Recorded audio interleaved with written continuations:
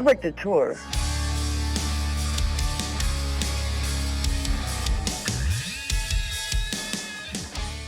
Imagine a horse. Powerful, majestic stride, muscles glistening in the sun. She's determined. She's a force of nature.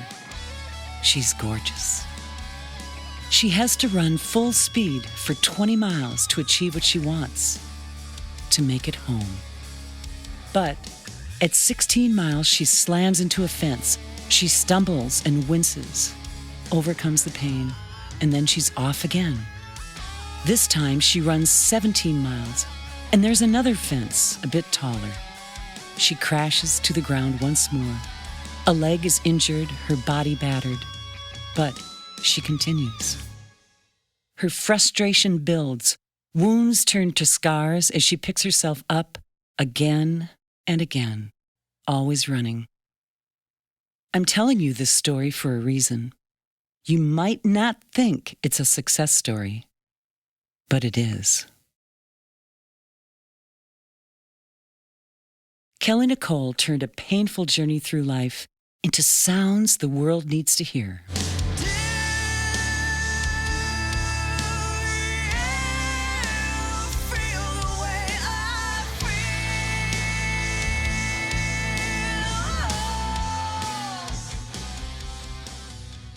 The music world was a place where she was very powerful. And then at the same time, you know, little Kelly, she fit just exactly under my chin when I stand up. I used to say, Kel, stand up. And she'd get up and I'd say, all the way. And she would get so pissed. I've done that to her so many times, all the way. Come on, stand up. And she'd just be like, stomp out of the room. Oh my God. I do remember being pre-pro and we would be running through a song and then she'd be like, all right, let's take a 5-minute break, you know? And she would leave. And I remember I just, zip, mic stand. We'd literally be like this. So she would come on, put on a guitar, get ready to pull up, and she'd be like, oh, not funny, guys. She was a ball of fire. I remember our honeymoon in the Virgin Islands. I think no one knows who she is, except she won't listen to the tour guide. She's drifting off this direction, she's drifting off that direction. The tour guide keeps shouting, hey, you! Come back here. Do you know how many plants out here can kill you? And Kelly drifts back, doesn't want to be told what to do. Finally, the response from the group was they made her the leader. In the middle of the ocean, complete strangers. Within 15 minutes, Kelly's the front man. Kelly was this ball of, like, rage and happiness. Music was Kelly's life. Music was everything to her, like, that she just lived and breathed it. The most loving person that I probably ever met. You know, she'd it probably took maybe like a week of knowing her before like she would say, I love you before she said goodbye. And it's like, who does that, you know? Thanks for calling Guitar Center United. I need a pedal. All right, what kind are you looking for? I want one that, I want one when you press the button, I want it to grow a tree that has money on it. Wait a minute. This is Kelly. Yes. Kelly was a star. The second she picked up a guitar, it was obvious she could do anything she wanted to in music. You could see it on stage as she commanded and conducted a band, and you could feel her magnetism the minute she walked into a room. She was a prodigy, with a heart of gold and the world at her fingertips. I remember we started doing takes and it was just, you know, hairs standing up because you're just going like, oh, like, wow. You know, here's this lady who is a guitar shredder and a sick vocalist. If she literally got a call and had to play at Giant Stadium opening for Metallica, absolutely knew without a doubt Kelly would be able to hang. She'd go out there, deliver great vocal performances, kill the solos, and give a performance like she would be a rock star, like she would perform as the Michael Jacksons and the Princes and the Metallicas and the U2s, you know, that's just like, the music is like the second nature part. It's the performance that those guys deliver that people come to see. She just goes, just get me on stage. I'll sell it. I'm like, that's great. Her identity as a musician, as an engineer, as a just whatever. Her identity was definitely, I'm gonna go into this, I'm gonna own it, I'm gonna be a rock star, and I'm gonna look great doing it.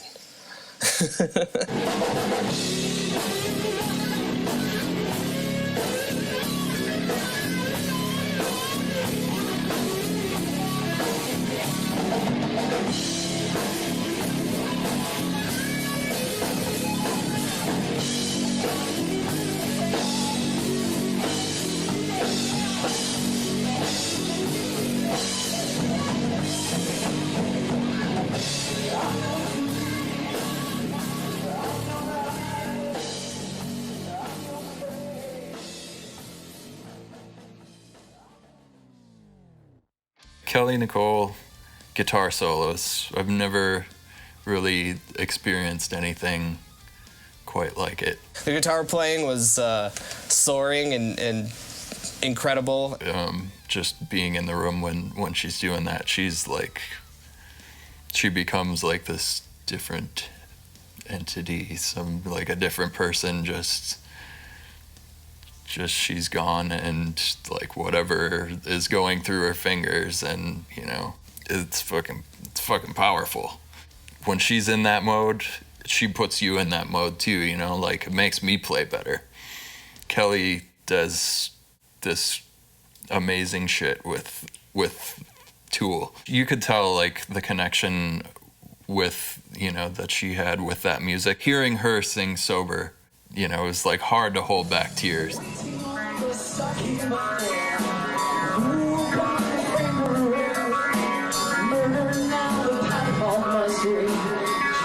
Because the sun has gone, ready for this little whistle, something from the passing sun.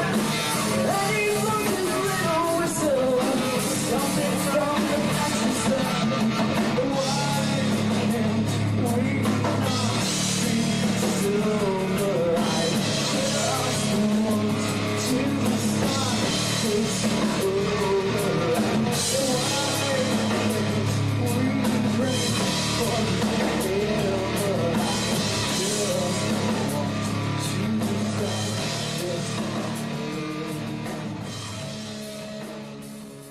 Behind the 1,000-watt smile, an overwhelming talent, lingered a struggling and tortured soul.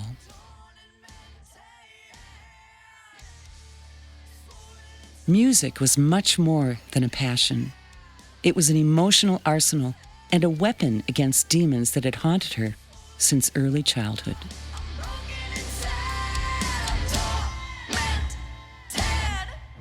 Yeah, but I didn't know you had bad dreams every night. Yeah, but that's pretty normal. It's not normal, babe. They're just I didn't know.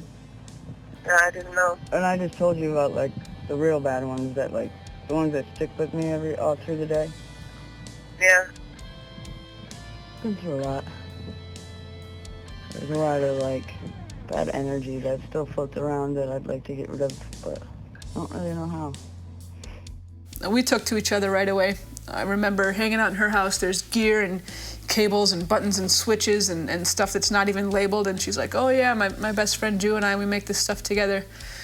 Her best friend is Justin, and she already had a brother named Justin, so she couldn't be bothered with two of them. She had to rename him. And everyone went along with it, because when Kelly speaks, people listen. She had some of the best ears I've ever heard. She would just immediately go, that's wrong, that's right. I really like that snare. I hate that kick drum. She taught me how to listen differently to things and to more things. So she was a big part of my training as an engineer. Yeah, they would listen to the equipment that was available on the market, and she'd be like, oh, I just want a little more sonic control over this or that aspect of it, this frequency range. If I could shape that a little bit more, I think we'd be there, and then he'd go build it. So I was just plunged into this world of these two geniuses trying to create this masterpiece, but you get the sense immediately that that she's got some kind of burden on her that's beyond the normal range of human experience. I knew that something serious had happened to her, and it was when she was a child, and it was when, and that it was incredibly violent. Yeah, Kelly's lyrics are intense. It's on a whole different dimension than most lyrics, you know? She sat me down once on the porch in her backyard and played the song called The Blood. She said, "This one really cuts deep. This is basically my story."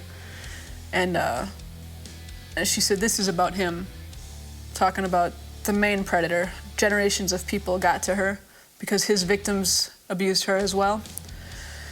So she had to deal with it from all different people. But she said, "This song is about him." I said, "Do you feel the way I feel? That's all you have to say?" I'd have something more colorful than that to say. And she said, "No, he was abused too. I wonder if deep down he carries the same pain that he caused in me." And that was a moment where, even though I knew from the first day that I was going to marry this girl, that was when I realized I'm spending my life with an advanced soul. And she's doing the impossible. She's coming back from something that most people would have splintered off.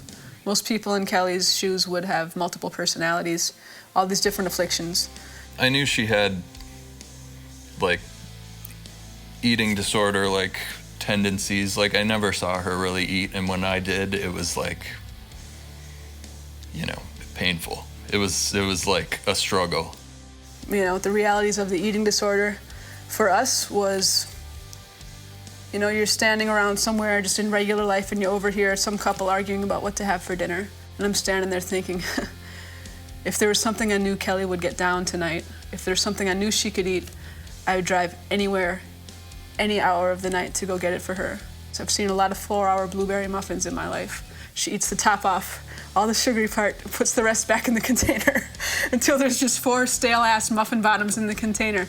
And I would sit and eat them, and I would look out the kitchen window at our backyard and think, this is us taking our future back from those predators. This is Kelly taking her future back. This is her rebellion to get this food down. We worked at it every single day. And for the first time in her life, her weight was stable, and she was eating. In the 12 years that I've been going to treatment, like, I've never done this well. Never, ever done this well. I'm really optimistic about that. Yeah, that feels really good. It was an interesting paradox all the time. I don't know if I've met someone in my life who has more going for them and more going against them at the exact same time, all the time, as Kelly. So much talent. Very smart girl, yeah. Kel Bell, as I call her. She's more than just all of her pain and all that suffering, and she didn't let it stop her from doing what she loves and making this record that basically is Kelly Nicole. I think we captured it. We captured the real Kelly. This is the culmination of what she was trying to work on for 10 years. These are the songs. These are the artistic visions that she had been scrambling so hard to put together and to make work. She did her own projects, engineering or production, you know? So, actually it made my life easier, to be honest, you know? Because she can actually communicate what she's hearing. You know, if there's something in an EQ or compression or something that she's hearing that's bothering her or that she's wanting to achieve, that's been a godsend, like that ability. And she is one of these people, and you know, not every musician is this way. She is one of those people that just knows gear. And other than knowing gear, like she knows what sounds good. So she could go in and to any type of guitar store and play 13 Les Pauls, and she would pick out the 2 that sounded good and that played well and that would be able to stay in tune and all this stuff. And she had that ability with her amps, her cabs, her studio gear, you know, like all that stuff. Like she had that kind of X factor. She had really good ears, so she knew what she wanted out of a vocal mic. She knew what she wanted out of the mic pre for the vocal mic, and you know, like she knew. And if she didn't like it, she would obviously say it, and then we would adjust. She just really loved big fat guitars. Like she loved like that aggressive music. You know, we'll go to the minor 2 and then hit the open D. I think that with that tension, there should just be a little bit more dirt there to emphasize that. The album sounds fantastic. 9 songs. It's really rocking. It's in your face. Great vocals, great instrumentation, production. It's just overall, it's a beautiful album.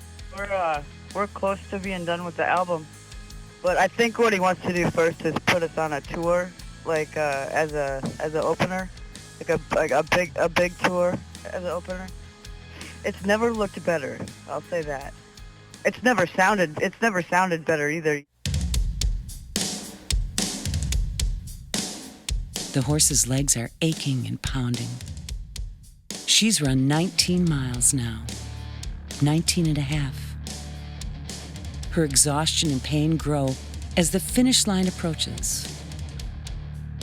She can barely breathe, running, always running. Almost there. Home is in sight. And then there's a final brick wall.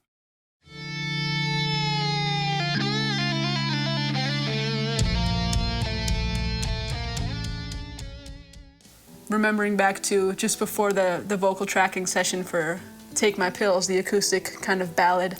We set her up to we'll just do a couple takes and we'll see what we get. Because I believe she was not feeling well. She's saying, I'm not ready, I'm not ready, I'm not ready. Something doesn't feel right. If you're not ready, then go rehearse and do some warm-ups and see if that makes you feel better. And she said, no, that's not it. I'll step up to the mic and my voice will do what it does. It sure did. She laid down maybe the most amazing track of the album, and I think you can hear the desperation and the fear.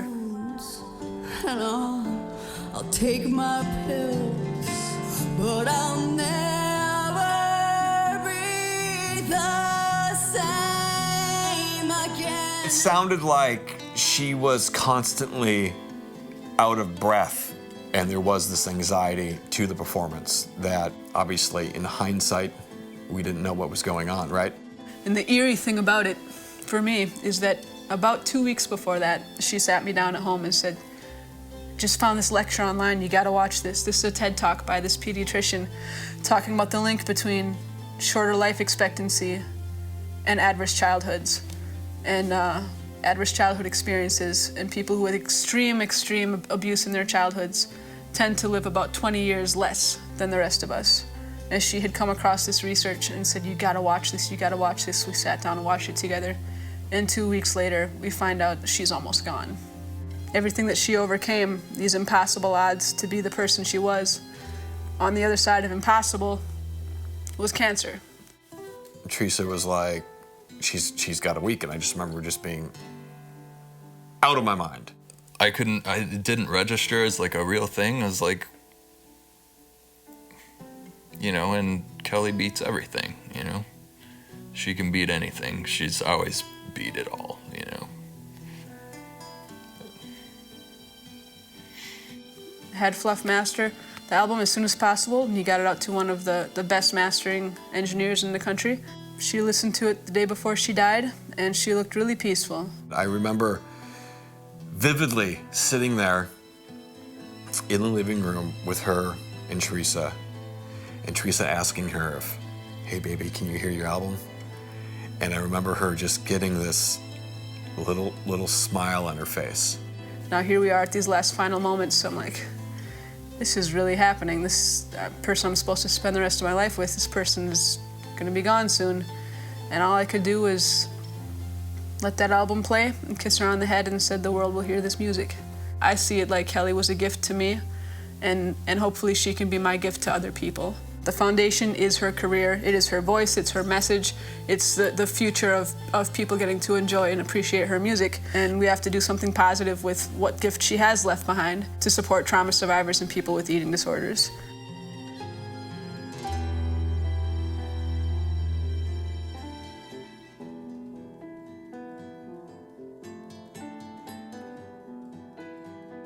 After her passing, it was literally like that week, I went in with a couple pictures to my tattoo guy, and it's literally an exact replica, just reversed, because hers was on her right arm. Now she's with me, always. I want people to hear her music and get into it and rock out. And if that has the added benefit of helping people in the process, amazing, because I know that's exactly what she would want. She was kind of, a lot of different things to me. My wife, my crush, my best friend, my producer, and helping me with my music as well. And I was going through this song with her. And when I get to this line, keep me, child, like a lighthouse, remember us till it's bright out, she stopped me and she said, that's the best line. That should be the name of the song. And I said, I'm gonna get a lighthouse tattooed on my arm for you. And I just look at it every time I see it. I just remember that she's my home and she's my guide. And I think she has a lot still to teach me. She's more than just all of her pain. Inspiration is what I think is her legacy. Redemption. I want people to just hear Kelly for the badass that she was.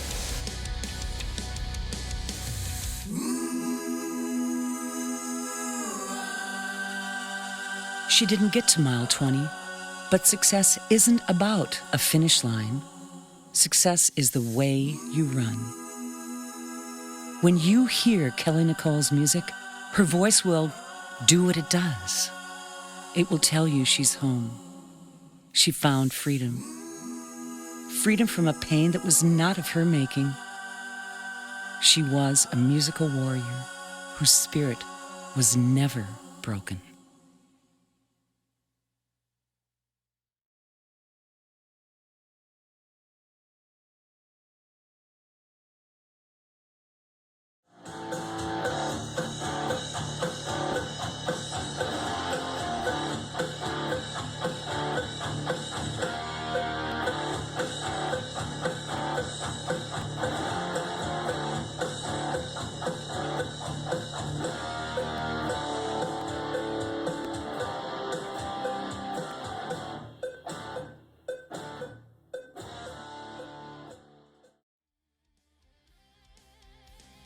Oh, I just put my ears in and listened to that solo.